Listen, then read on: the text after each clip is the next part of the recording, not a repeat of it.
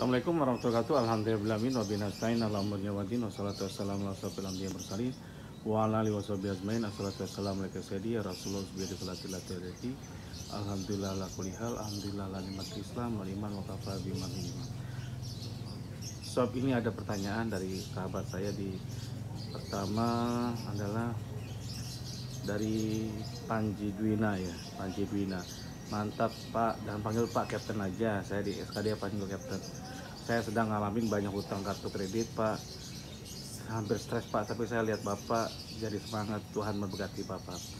Ya, semoga kebaikan menyertai kita semua. Jadi sebenarnya gini, ini ada lagi satu lagi. Assalamualaikum, mohon maaf saya juga butuh bimbingannya. Saya dapat keringanan potongan 50% dari pokok, namun itu nilainya, kartu kredit maksudnya, namun nilainya masih berat bagi saya dan dikarenakan kondisinya memang lagi susah dan masih banyak cicilan lainnya. Dan hari ini saya mencoba nego di 7%, namun pihak bank tetap kekeh tidak bisa, hanya bisa 5% saja.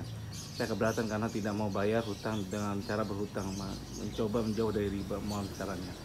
Yang tadi Mbak Dwina ya, alhamdulillah. Karena apa? Sebenarnya kartu kredit tidak perlu stres dulu, karena kartu kredit itu paling mudah gitu. Karena apa? Tidak ada jaminannya sob, tidak ada kolateralnya gitu.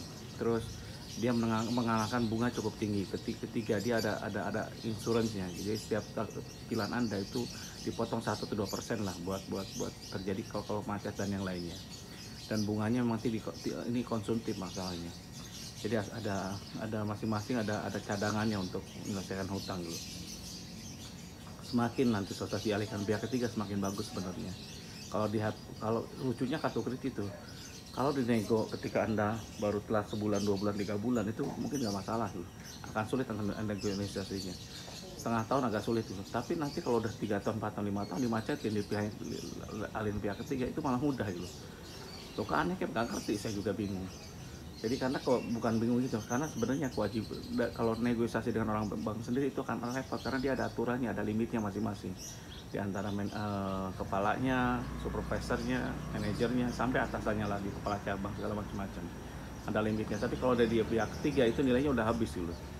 Limitnya limit maksimal. Bau masakan. Jadi lucunya seperti itu. Akhirnya itu seperti itu jadinya. Jadi kalau kartu kredit lebih mudah. Ini ada pengalaman di Surabaya, Mbak Dina, nama Diana. Mudah-mudahan Mbak Diana bisa lihat ya. Itu limitnya dia itu 7 juta gitu. Tapi 5 tahun 4 tahun macet, tiba-tiba dikenakan 27 atau berapa gitu. Dan itu nego gitu. Jadi nah tadi pas negosiasi habis-habisan, negosiasinya nggak mampu, udah gitu karena kan limitnya ini, dan dia minta payment history. Ketika mereka nembatin payment history, mereka nggak bisa ngalihin bunga dengan bunga lagi gitu. Ketika Anda macet call 5, Anda tidak boleh dibebankan lagi, hanya beban denda aja 50.000. Jadi tidak bisa dikenakan denda macam-macam lagi gitu, atau bunga lah macam-macam lagi, karena posisinya udah call 5 itu berarti udah tidak sehat gitu. Anda tidak tidak bisa di recovery gitu. Udah kesulitan gitu. Nambah sulit masa dipersulit lagi. Setelah itu nego 7 juta. Nah di 7 juta itu dia minta tanda tangan dulu gitu. Habis itu bisa nggak dibayar sekarang? Nggak bisa gitu. Dicicil lah 12 kali gitu. Minta cicil, nggak mau orang pihak ketiganya 12 kali. Akhirnya mereka sendiri yang membantu. Mbak sanggupnya berapa gitu. Saya mau bulan depan boleh, tapi saya minta 3 juta. Akhirnya sob dia hanya bayar 3 juta. Ini kejadian sob. Termasuk bapak tadi, Pak siapa? Yang negosiasi 50%. 50% itu dari pokok, itu kan hitungannya mereka itu. Nggak gitu sob. Pak siapa ya? Pak. Jadi intinya nggak gitu sob. 50%, nego 75%. Anda minta payment historinya dulu gitu. Dan limitnya Anda berapa duit gitu. Dan Anda udah budget berapa lama gitu. Enaknya di kartu kredit, semakin lama macet semakin mudah Anda menyelesaikan gitu. Anda diteror tuh stres itu di awal-awal aja di tahun pertama gitu. Setelah lewat 2 tahun 3 tahun udah cincai sob.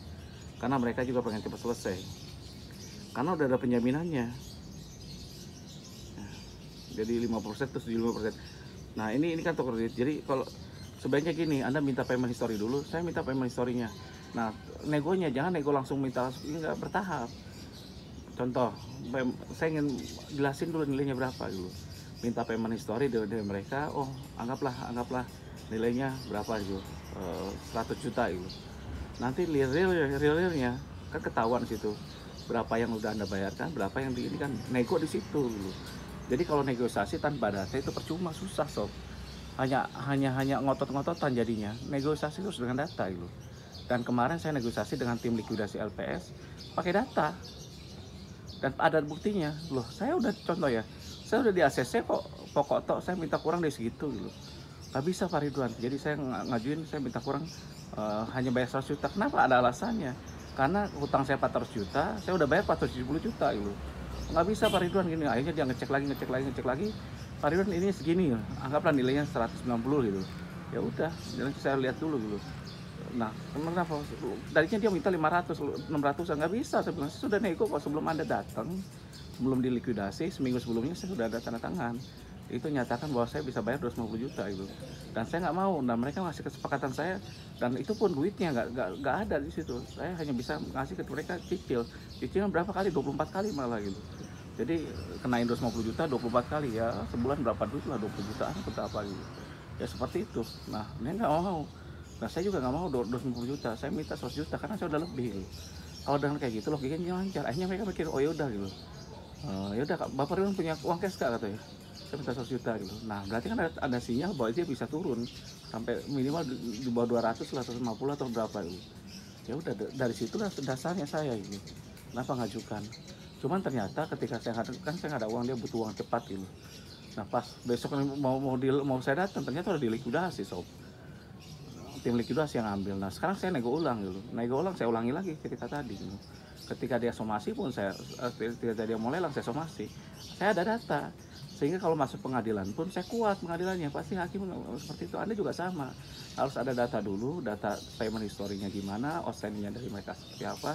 Kalau mereka nerbitkin Anda macet berapa 5 tahun gitu. Tiba-tiba limitnya Anda berapa duit? Kalau limitnya cuma 10 juta, ditahi 50 juta kan aneh namanya gitu. Limitnya ya 10 juta itu. Oh bukan, nggak bisa kan ada aturan di OJK. Ketika Anda kolima tidak boleh dibebankan lagi, itu udah bijaksana sekali. Dan ketika mereka mempersulit, Anda bisa gugat nanti, gugat sederhana kalau nggak bisa, murah kok cuma 500 ribuan gitu. Minta hakim membebaskan Anda gitu. Atau mengurangi kewajibannya berapa, minta negosiasi itu aja, nggak usah yang lebih ribet-ribet gitu. Jadi mudah banget. Sekarang kartu kredit kalau memang nilainya worth it ya di atas 50 juta, gugat sederhana aja. Daripada kita ngotot-ngototan. Kalau mereka nggak mau selesai ya udah ngotot-ngototan itu. Gugat sederhana. Kalau yang mereka yang kalah, mereka yang dibebankan biayanya. Kemarin saya menang di gugatan sederhana, biaya perkara 600 ribu mereka yang nanggung, bukan saya. Jadi itu. Jadi ceritanya Anda harus dulu ceritakan dulu berapa ininya. Jangan ngomong mereka, oh pokoknya segini. Ya, itu pokoknya mereka. Kita bicara data dulu. Anda minta payment history, terus Anda hitung berapa yang sudah masuk dari awal sampai akhir. Dari awal kredit Anda gitu. Mereka nggak mungkin. Loh mereka kan lembaga keuangan harus prudent, nggak boleh nggak hilang datanya. Kalau nggak prudent kita lapor OJK, mereka ketakutan sob. Jadi semakin tahu kita sistem keuangannya semakin bagus, akhirnya kita bisa menang gitu. Demikian cara negonya. Mudah-mudahan bisa nego kayak Mbak Diana. Nah, ketika Anda ngomong lah, anggaplah dari 100 juta Anda udah dikasih cuma 30 juta. Minta tanda tangan dulu. Target Anda berapa? Target Anda 10 juta atau 5 juta gitu. Minta tanda tangan dulu yang 30 juta. Mana duitnya? Ini dulu tanda tangan dulu kesepakatan gitu. Ada sepakatan 30 juta baru Anda keluarkan jurus yang kedua. Jurus yang kedua apa? Negosiasi. Anda bayar 24 bulan ke 12 bulan. Pasti mereka nggak mau gitu. Akhirnya apa? Dari situ nego. Itu yang Mbak Diana lakukan. Dan itu dia ngelepi sendiri loh. Saya cuma ngebimbing doang di ujung. Insya Allah selesai. Jadi kalau harus diselesaikan harusnya Anda sendiri, bukan dari saya. Saya hanya bimbing di SKDA ini sistemnya gitu. Tapi kalau Anda udah terbebaskan, Anda bantu yang lain. Kalau enggak, Anda dapat ini nanti keburukan lagi. Karena apa? Nggak bagi ilmu gitu. Dapat dipermudah orang tapi nggak mau mempermudah orang gitu. Jadi ingat ya, kalau di SKD, kalau Anda udah lihat video saya mau dibebaskan hutangnya, ketika Anda dipermudah, Anda harus mempermudah orang. Ini saya di Malang, di kos-kosan anak saya, apartemen yang bagus sekali, lumayan ya. Makanya saya malas untuk ini setahun di sini berarti saya bayar selama setahun ini. Tapi saya negosiasi dengan mereka, akhirnya dia kasih keringanan gitu, bayarnya. Jadi cukup ringan lah bayarnya gitu. Jadi cukup ringan bayarnya, udah gitu saya bayar dulu sekarang. saya barang itu saya packing dulu, udah packing nanti baru dimasuk. Demikian saya, wassalamualaikum warahmatullahi wabarakatuh.